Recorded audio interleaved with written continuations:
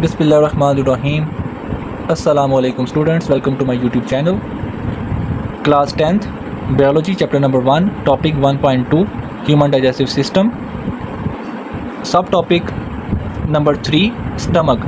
ये इस चैप्टर में हम कवर करने की कोशिश करेंगे और प्रीवियस लेक्चर वीडियोस में हमने ओरल कैविटी, एसोफेगस वगैरह उसके मतलब हमने डिस्कस किया था। अगर आपने नहीं देखा तो अभी आप वो वीडियोस देखें ताकि आपको इस टॉपिक की अच्छे से समझ आ सके। स्टमक यानी मैदा। पेरिस्टालसिस कंट्रैक्शन, मस्कुलर कंट्रैक्शन की वजह से जो खुराक है वो आपकी स्टमक तक पहुंच गई थी। और स्टमक क्या है, सबसे पहले ये देखते हैं। स्टमक जे शेप्ड, अगर आपको डायग्राम में नज़र आ रहा है तो ये एक जे शेप्ड ऑर्गन है located in the upper left side of abdominal cavity. Abdominal cavity कहते हैं पेट की खाली जगह, उसमें ऊपर की जानिब ये बाएं जानिब लेफ़्ट साइड पे मौजूद होता है, यानी दिल के नीचे, बिलो द डायफ्राम। और डायफ्राम कहते हैं जो पसलियों का एक ढांचा है, गुंबद है, उसके नीचे ये मौजूद है।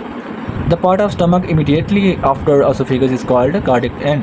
अब अगर आप इस डायग्राम में देख सकें तो ओसोफेगस और स्टमक के दरमियान जो एक ये गेटवे है, जो ये रास्ता है जिसके थ्रू गुजर के खुराक पहुँचेगी स्टमक तक, इसको कहते हैं कॉर्डिक्ट एंड, क्योंकि दिल तकरीबन यहाँ मौजूद है। और दिल के लिए जो टर्म यूज़ की जाती है वो की जाती है कॉर्डिक। तो ये कौन सा एंड है, ये कौन सा रास्ता है? कॉर्डिक्ट एंड ऑफ स्टमक या एसोफेगस, ये कॉर्डिक्ट एंड है। जबकि उससे अगला जो एंड होगा जिसके बाद ये स्मॉल इंटेस्टाइन स्टार्ट हो जाती है, इसको कहते हैं पाइलोडिक एंड। तो ये दो एंड्स आपको पता होने चाहिए, एक ये कार्डिक एंड क्योंकि ये दिल के पास है, ये पाइलोडिक एंड, पाइलोडिक कहते हैं स्मॉल इंटेस्टाइन को, तो उसके लिए ये वर्ड है। तो कार्डिक एंड और पाइलोडिक एंड।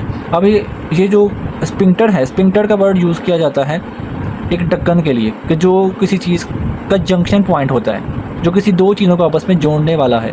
अब जैसे ये जो पॉइंट है ये किसको जोड़ा है? एसोफेगस और स्टमक को, तो इसको कार्डिक स्पिंक्टर कहते हैं। इसी तरह ये जो पॉइंट है ये जोड़ रहा है स्टमक और स्मॉल इंटेस्टाइन को, तो ये पाइलोडिक स्पिंक्टर कहलाता है।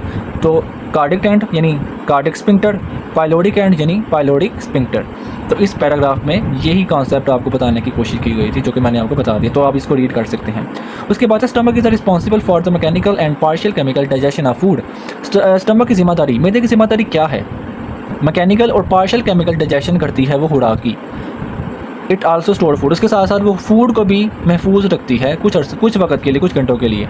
The walls of stomach are made of thick smooth muscles, जो स्टमक की दीवारें हैं वो स्मूथ लेकिन मोटी मसल से मिलकर बनी हैं। When food arrive in stomach these muscle contract regularly, जब खुराक स्टमक में पहुँचती है वो बहुत तेज़ी के साथ, बहुत पुख्तगी से उसके जो मसल्स हैं वो कंट्रैक्ट होते हैं, सुकड़ते फैलते हैं, जिससे their contraction help in the churning, और जिससे क्या होता है, एक वो ग्राइंडर का काम करती है, यानी खुराक को ग्राइंड और मिक्स कर देती है।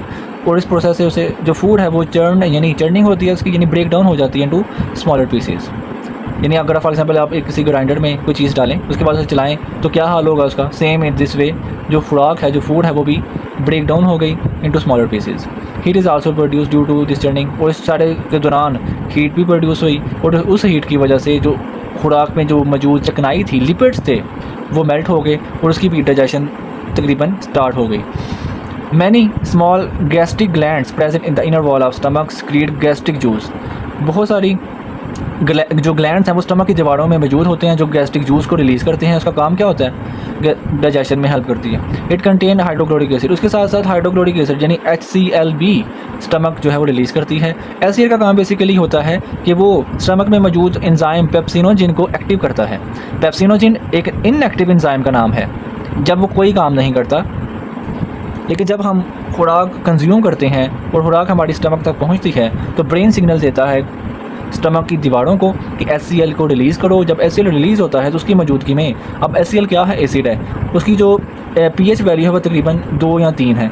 अब और जो ऑप्टिमम pH वैल्यू है पेप्सिन एंजाइम की वो 2 या 3 है। जब एक वो माहौल साजगार होता है, एक एसिडिक इन्वायरमेंट क्रिएट होता है, तो पेप्सिनोजिन एंजाइम भी एक्टिव हो जाता है पेप्सिन पे और कन्वर्ट हो जाता है into an active enzyme called pepsin. और then pepsin break large protein into shorter chain of amino acids called peptides. और पेप्सिन फिर डाइजेशन करता है प्रोटीन्स की into a shorter chains of amino acid. Amino acid में protein की digestion करता है, जिस यानी पेप्टाइड्स में। Hydrochloric acid also kill pathogen pathogenic bacteria present in food. उसके साथ साथ हाइड्रोक्लोरिक एसिड क्या करता है, हमारे फूड में जितने भी बैक्टीरिया थे, कुछ जर्म्स थे, उसको भी किल कर देता है। अगर हमने देखा कि प्रीवियस टॉपिक में हमने ऑसोफेगस और स्टमक और जो ओरल कैविटी थी वो पढ़ा, ओरल कैविटी में जो कार्बोहाइड्रेट्स हैं उनकी डाइजेशन होती है। Stomach is known for digestion of proteins, protein की डाइजेशन बेसिकली स्टमक में होती है।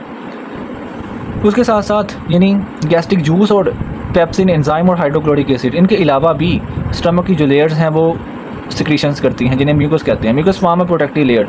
म्यूकस ने उसी स्टमक की जो वॉल है उसको घेर रखा होता है, यानी इसको उसके ऊपर एक प्रोटेक्टिव लेयर बना रखी होती है, जिसकी वजह से HCl जो कि तेज़ाब है, जिसकी pH वैल्यू बहुत कम होती है, जो मसल्स को गला सकता है, म्यूकस की वजह से स्टमक की दीवारों की बचत हो जाती है कि उसको कुछ नहीं होता, क्योंकि उसके ऊपर एक शीट होती है, एक लेयर होती है, जिससे वो बच जाता है। सो ये क्वेश्चन अक्सर पूछा जाता है कि अगर तेज़ाब इतना तेज़ होता है, वो चीज़ों को गला देता है, तो हमारा स्टमक क्यों नहीं गलता? तो उसका आंसर यही है कि उसके अराउंड एक मसल की लेयर होती है जो उसे प्रोटेक्ट करती है।